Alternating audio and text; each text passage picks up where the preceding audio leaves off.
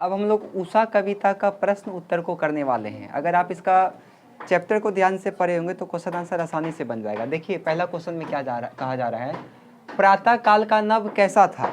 तो प्रातः काल का जो नभ था वो नीले शंख के समान लग रहा था और ऐसा लग रहा था जैसे कोई राख का उस पर लिपा क्या कर दिया है, चौक दिया। बात समझ में आया। प्रातः काल का नभ नीले शंख के समान दिख रहा था, ऐसा लग रहा था कि मानो जैसे उस पर कोई राख का चौका लीप दिया हो। आए समझ में।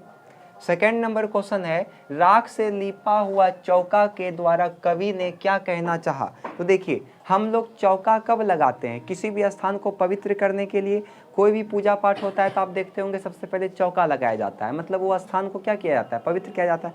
तो वही यहाँ पे संबोधन किया जा रहा है कि राख से लिपा हुआ चौका के द्वारा कवि ये कहना चाहते हैं कि जो प्रातः काल का समय होता है उस समय आकाश ऐसा प्रतीत होता है जैसे मानो कोई राख से क्या कर दिया हो, लीप दिया हो। इस अर्थात वो सूर्य आकाश जो है वो क्या हो गया है, पवित्र हो गया है। समझ में आया। एक बार फिर से सुनिए क्या बोलना है आपको। राख से लिपा हुआ चौका के द्वारा कवि यह कहना चाहते हैं कि जैसे प्रातः काल का आकाश ऐसा लग रहा है जैसे कोई राख से उसको लीप दिया है।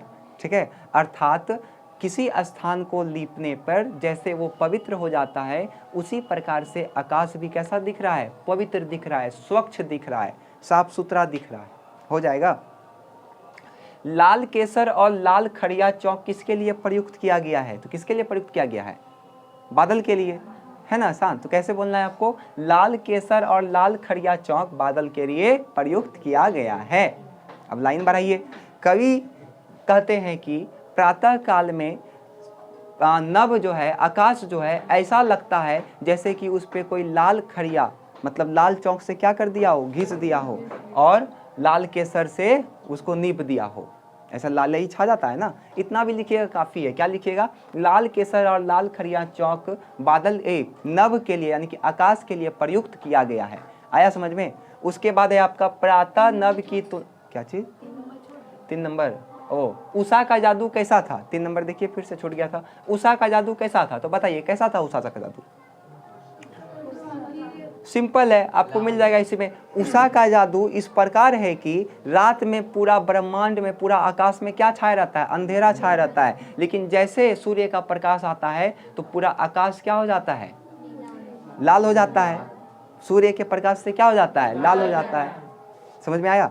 उषा का जादू कैसा था, तो उषा का जादू ने कवि ने इस प्रकार बताया है कि कवि कहते हैं कि रात में पूरा नभ जो है वो काला स्लेट के तरह दिखता है, किंतु जैसे ही प्रातः काल में उषा आता है, सूर्य का प्रकाश आता है तो आकाश जो होता है वो क्या हो जाता है, सूर्य के प्रकाश से लाल केसर के तरह, और ऐसा लगता है जैसे उस पर किसी ने लाल खड़िया चौक को घस दिया। आए समझ में। प्रातः काल की तुलना बहुत नीला शंख से क्यों किया गया है, तो इसमें आप लोग इसका आंसर दीजिएगा। प्रातः काल का तुलना बहुत नीला शंख से इसलिए किया गया है क्योंकि प्रातः काल के समय जो आकाश का रंग होता है वो ठीक उसी प्रकार से होता है जैसा कि नीला शंख का होता है। आए समझ में। अंतिम क्वेश्चन है इसका, नील जल में किसकी गौर दे हिल रही है। तो वही गोरी चिट्टी दे वाली एक लड़की अपना दे को क्या कर रही है, हिला रही है, खुश होकर के कि अब सूर्योदय हो गया है। समझ में आया। तो इसमें आपको जो एग्जाम में पूछ सकता है, एक 1 नंबर इंपॉर्टेंट है, 2, 3 और एक 5।